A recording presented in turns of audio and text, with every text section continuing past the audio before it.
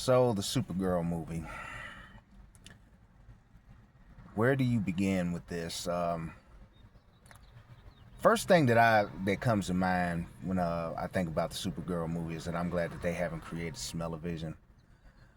Uh, Supergirl throughout the entire movie, even when she donned the Supergirl costume, when she donned the S, she looked like she was funky throughout the entire movie, just like she smelled like 7 different kinds of piss. I don't. I think personally that it's a personal fetish of James Gunn to depict women um, in the most disgusting positions possible. Um, Seeing them using the bathroom and being, just generally just nasty. I think that given his background, given what he got originally canceled for, I think that he's got some weird fetishes that are in his sort of semi in his closet, and I believe that that's one of them. And that he disguises it as defeating the male gaze. Um, there are other ways that you could possibly do that besides depicting a female character in the most nastiest ways possible. I know that he tried to cover himself by having Anna Noriega writing, the movie and stuff. But his essence, as I should say, is all over the movie, and I just personally I didn't find I found Supergirl to be not only not a hero, but she wasn't even a decent anti-hero. The She shouldn't even be called Supergirl. If we're being completely honest with ourselves, she shouldn't even be called Supergirl. She's SuperSkank. In a lot of the comment sections of the people that have done a much better job, I'm sure, of covering this movie than I will. I've been called her SuperSkank because that's essentially what she is. She's a they've taken a woman who is essentially, yeah, she's obviously dealing with like PTSD and trauma and things like that, and they've then morphed her into this dirty, nasty skank that drinks her life away, has no heroic virtues whatsoever, and you know I know what they're trying to do. They're trying to they're trying to flip the script, as it were, and she's you've had throughout film history males who are down on their luck. They're alcoholics, and and they're either on alcohol, drugs, they're disgusting and things like that, and they're like, oh well, we can have a woman do that too. We can have a woman be like, be down on her luck and be, in the dumps and dealing with things too, and things. Why is it only men who get to do that? At some point during the story, the man is supposed to be able to pull himself out of that, or the circumstances call for him to rise above his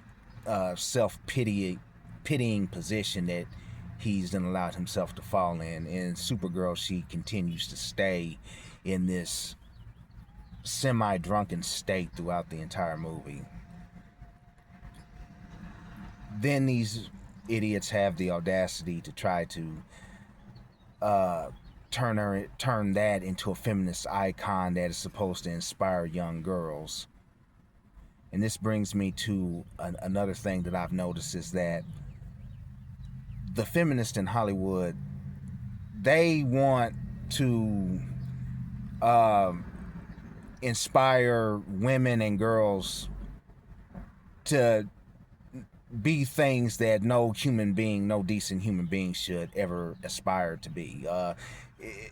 It's one thing if, if it's to be a hero and to be this person who is standing up against injustice, and that's not a gendered thing. I could get behind that, but when it comes to being a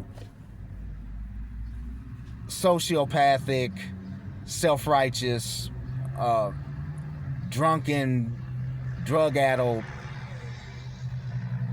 just call it for what it is, whore. They even want little girls to do that, and they want to say, hey, it's okay for you to be that also. Now I know SuperSkank is not necessarily whoring that up, because Millie Alcock made it clear, and I have nothing against Millie Alcock. I mean, if you can be 23 years old or however old she is, and she's doing more with her life than I did when I was 23, and more power to her. Nothing against the actress that plays SuperSkank, but to tell little girls that it's okay for you to be a drunken, nasty, disgusting slob that lives in your own filth, and throughout the movie you're trying to uphold these ideals that you don't even yourself believe in. Go for she obviously doesn't believe in no killing. She just for some reason doesn't think that Ruthie, her sidekick in the movie, should kill the man who killed her parents. And for some reason, even though they're living in this frontier style galaxy where there is no institutional government that punishes criminals, especially organized crime syndicates that I believe the villain's name is Krim, the main villain. There's no institutional law that punishes individuals like that. I'm sure that by it being in the DC universe they have the Green Lantern Corps, but you don't see that in the movie, so you have to assume that they don't exist yet. So who is supposed to mete out justice, to people who are to the bad guys in this galaxy? She at least 5 or 6 times admonishes Ruthie for wanting to kill the bastard who wiped out her family. Yet she offers no alternative to Krim or to the slavers that are terrorizing that sector of the galaxy. Then in a twist of monumental hypocrisy, she ends up killing Krim. And so not only making herself out to be a massive hypocrite, but also making herself out to be a murderer on top of that. But honestly, can you call it murder if you're living in a place where there is no government that punishes criminals? It's pretty much tribal warfare that they're engaging in. Is it really accurate to call it? I mean, you could call it like murder in the. I'm getting off topic, but honestly, she offered Ruthie no alternative, and she had every right to want to kill the SOB who killed her family. And then she takes it, SuperSkank takes it upon herself to take that right from Ruthie. And I'm in the theaters and I'm thinking, what gives you the right? It wasn't your parents that he killed. So what gives you the right to decide for Ruthie to take justice into your own hands on her behalf and kill Krim. It wasn't your family that got killed. It was hers. That was her justice that you took from her. Now, everybody is talking about obsession and a woman's agency being taken from her and a woman's autonomy being taken from her. SuperSkank took this girl's justice and her right to give out justice to the person who wronged her family. And for what? Why? Because she's Kryptonian? Because she's from the House of El? Or because she's a white woman? Or a blonde white woman? What circumstances, what criteria, what moral high ground does SuperSkank have to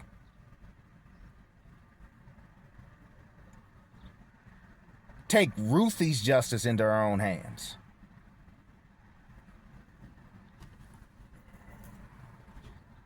Not to mention the fact that they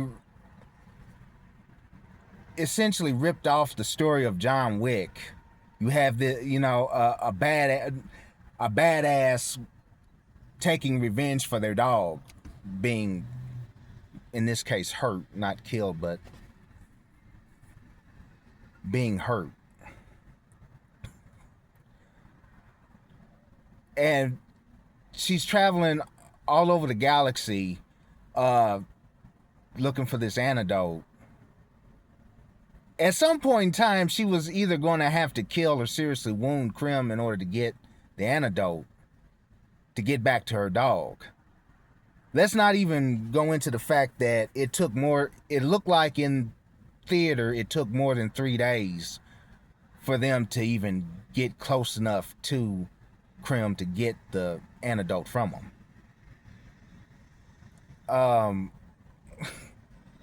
So the dog should have been long dead before then.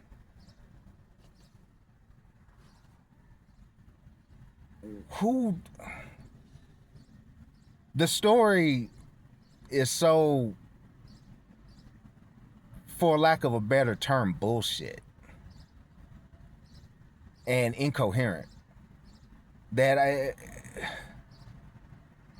it's not even a fun revenge flick. It's not a fun adventure movie.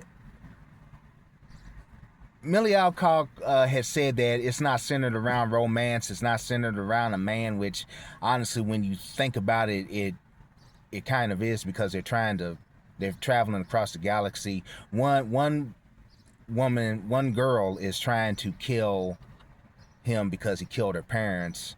The other one is trying to get an antidote from him to cure her dog. And it's a man who has both of what these two females are wanting. I would say it is centered around a man. It's just not centered around, them wanting to fuck him.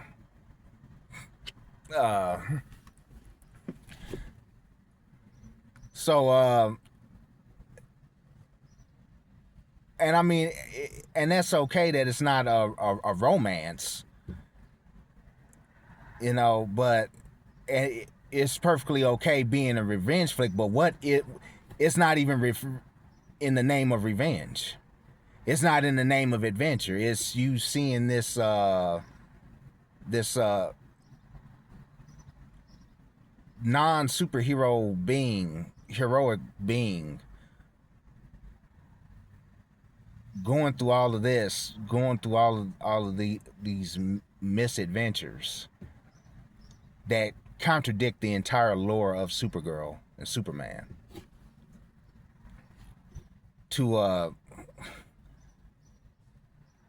I don't know what message are they trying to convey? I mean, who is this movie made for? Because me being a middle-aged black man, I'm sure it's not made for me.